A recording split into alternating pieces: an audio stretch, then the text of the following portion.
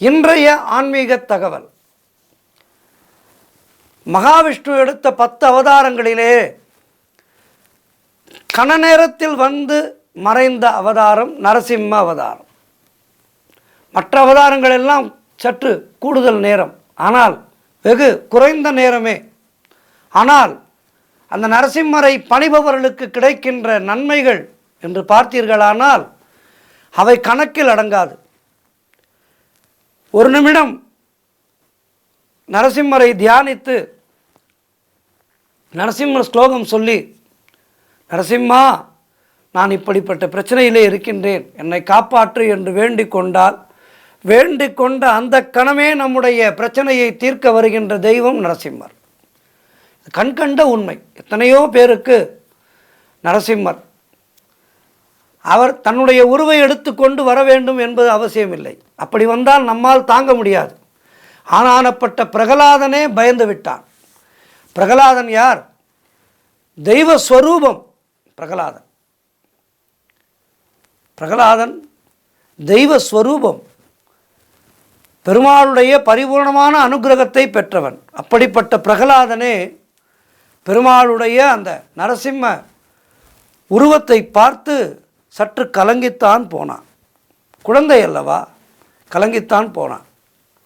ஆகவே அப்படிப்பட்ட பிரகலாதனுக்கே அப்படி இருக்கும்போது சாதாரணமான மனித குலம் நமக்கு என்ன?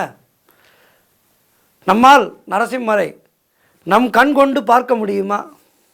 ஆகவே ஏதோ ஒரு ரூபத்திலே நம்முடைய கஷ்டத்தை தீர்க்க வருவான். அது மட்டும் உண்மை. நரசிம்மா, என்னை காப்பாற்று என்று வேண்டிக் கொண்டால் ஏதோ ஒரு ரூபத்திலே வந்து நம்முடைய பிரச்சனைகளை தீர்த்து வைப்பான். நரசிம்மருக்கு மிகவும் விசேஷமான நாள் என்று பார்த்தால் சுவாதி நட்சத்திரம், அதுவும் தை மாதத்திலே வருகின்ற சுவாதி நட்சத்திரம் மிகவும் விசேஷமானது நரசிம்மருக்கு. தை மாத சுவாதி நட்சத்திரத்திலே நரசிம்மருக்கு எல்லா நரசிம்மர் கோவில்களிலேயும் மிகப்பெரிய விசேஷம் நடக்கும். அதேபோல் நரசிம்மருக்கு பிரீத்தமானது என்று பார்த்தால் பானக நைவேத்தியம். பானகமும் சர்க்கரை பொங்கலும் நரசிம்மருக்கு நைவேத்தியம் செய்ய நரசிம்மர் நிச்சயமாக நம்முடைய அல்லல்களை தீர்ப்பார். ஹிரண்யவதம் நடைபெறப் போகின்ற நேரம். ஹிரண்யனை கொல்வதற்காக கடும் ரூபம் கொண்டு, ஹிரண்யனை கொல்வதற்காக கடுமையான கர்ஜனையோடு நரசிம்மர் தூணிலிருந்து வெளிப்பட்டார்.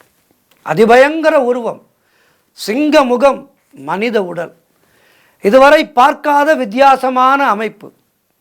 இதை பார்த்தார்களோ இல்லையோ, ஹிரண்யனின் பணியாட்கள் தங்களுடைய ஆயுதங்களை எல்லாம் போட்டுவிட்டு ஓடி போய்விட்டார்கள். தனிமையிலே நின்ற ஹிரண்யனை மகாவிஷ்ணு அப்படியே தூக்கி மடியிலே வைத்தார். ஏனென்றால் ஹிரண்யன் பெற்றிருந்த வரமானது அவன் மிக நுட்பமாக தன்னுடைய வரத்தை கேட்டு பெற்றிருந்தான் பிரம்மாவிடத்திலே. இரவிலோ பகலிலோ இறக்கக்கூடாது.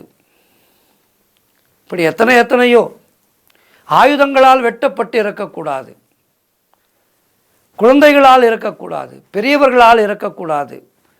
இப்படி நிறைய வரங்களை கேட்டு வைத்திருந்தான். பிரம்மாவும் அவன் கேட்ட வரத்தை கொடுத்து விட்டார்.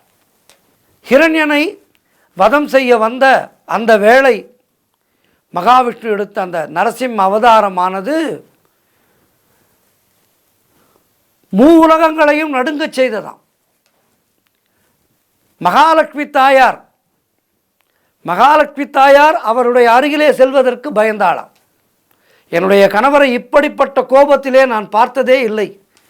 முதலிலே யாராவது அவரை சாந்தமாக்குங்கள், பிறகு நான் அவர் அருகிலே வருகின்றேன் என்று மகாலட்சுமி தாயார் சொன்னாளாம். அவர் அருகிலே செல்கின்ற தகுதி பக்தனான பிரகலாதனுக்கு மட்டுமே இருந்தது. தேவர்கள், மூவர்கள், ரிஷிகள் யாருமே மகாலட்சுமி தாயாருக்கே இந்த நிலை என்றால் மற்றவர்கள் நிலையை சொல்ல வேண்டுமா? தேவர்கள் கூட நரசிம்மரை அருகிலே செல்வதற்கு பயந்தார்கள். பிரகலாதன் இவர்களுடைய வேண்டுகோளுக்கிணங்க பெருமாளை துதித்து பாடுகின்றான். நரசிம்மரை கண்டு பயப்படவே இல்லை. அவனுக்காகத்தானே அவர் அங்கே வந்திருக்கின்றார். பிரகலாதனினுடைய அற்புதமான அசைக்க முடியாத பக்திக்காகத்தான் மகாவிஷ்ணு அங்கே வந்திருக்கின்றார். ஆகவே பிரகலாதன் பயப்படவில்லை. பிரகலாதனை தன் அருகே அழைத்து அள்ளி எடுத்து கொண்டார் நரசிம்மர். பிரகலாதா, என்னை மன்னிப்பாயா என்று கேட்டார். தெய்வம், அதனால்தான் அவர் தெய்வம். பிரகலாதனுக்கோ தூக்கி வாரி போட்டது. சுவாமி, தாங்கள் ஏன் இவ்வளவு பெரிய வார்த்தையை சொல்கின்றீர்கள் என்றார். உன்னை நான் அதிகமாகவே சோதித்து விட்டேன் கண்ணா. சிறுவனான நீ என் மீது கொண்ட பக்தியில் உறுதியாய் நிற்பதற்காக பல துன்பங்களை அனுபவித்து விட்டாய். உன்னை காப்பாற்ற மிகவும் தாமதமாக நான் வந்திருக்கின்றேன். அதற்காகத்தான் உன்னிடம் மன்னிப்பு கேட்கின்றேன் என்றார் நரசிம்மர். பிரகலாதனுக்கு கண்ணீர் வந்து விட்டது. மகனே, என்னிடம் ஏதாவது வரம் கேள் என்ற நரசிம்மரிடம் பிரகலாதன், ஐயனே, ஆசைகள் என் மனதிலே தோன்றவே கூடாது என்றான். எப்படிப்பட்ட பக்தி பாருங்கள்! பணம் வேண்டும், பொருள் வேண்டும் என அந்த மன்னாதி மன்னன் கேட்டிருக்கலாம். ஆனால் ஆசையே வேண்டாம் என்றான் பிரகலாதன். அதனால்தான் யுகங்கள் கடந்தும் இன்னும் பிரகலாதனை பற்றி நாம் பேசிக்கொண்டிருக்கின்றோம். ஆசையை அறுத்தவன். குருகுலத்திலே அவன் படித்தது சம்பாதிக்க அல்ல, பண்பாட்டை வளர்த்து கொள்வதற்கு.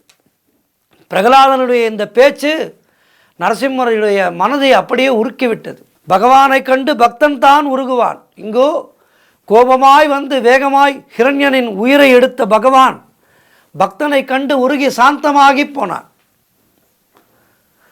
இந்த சின்ன வயதில் இவ்வளவு நல்ல மனது. ஆசை வேண்டாம் என்கின்றானே, ஆனாலும் அவர் விடவில்லை. விடாமல் அவனை கெஞ்சினார்.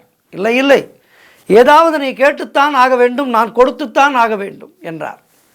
பகவானே இப்படி சொல்கின்றார் என்றால் தன் மனதிலே ஏதோ ஆசை இருக்கத்தான் வேண்டும் என முடிவெடுத்த பிரகலாதன், இறைவா, என் தந்தை உங்களை நிந்தித்து விட்டார், அதற்காக அவரை தண்டித்து விடாதீர்கள், அவருக்கு வைகுண்டம் அளியுங்கள் என்றான். வைகுண்ட பிராப்தியை கேட்டான் ஹிரண்யனுக்கு. எப்படிப்பட்ட பிள்ளை! நரசிம்மர் அவனிடம், பிரகலாதா, உன் தந்தை மட்டுமல்ல, உன்னை போல நல்ல பிள்ளைகளை பெற்ற தந்தையர் தவறே செய்தாலும் அவர்கள் பரமபத கதிக்குத்தான் வருவார்கள். அவர்களுடைய 21 தலைமுறையினரும் புண்ணியமடைவார்கள். ஆகவே உன்னுடைய தந்தையும் 21 தலைமுறைக்கு புண்ணியமடைவான் என்று வரத்தை கொடுத்தார். ஆகவே பிரகலாதனுடைய பக்தி என்பது அவனுக்கு மட்டுமா நன்மையை பழித்தது? ஹிரண்யனுக்கும் நன்மையை கொடுத்து பிரகலாதனுக்கு பின்பு வருகின்ற அத்துணை சந்ததிக்கும் மோட்சத்தை கொடுத்தது. ஆகவே எப்போதும் மனதை பக்தியோடே வைத்து கொண்டிருக்க வேண்டும். பக்தியுடனேயே நம்முடைய வாழ்க்கையை செலுத்தி கொண்டிருந்தால் நமக்கு மட்டுமல்லாமல் நம்முடைய சந்ததியினருக்கும் நல்லதே நடக்கும். நரசிம்மருடைய திருவடிகளை பணிந்து எல்லோருக்கும் நரசிம்மருடைய அருள் கிடைக்க வேண்டும் என்று பிரார்த்தித்துக் கொள்கின்றேன். நன்றி, வணக்கம்.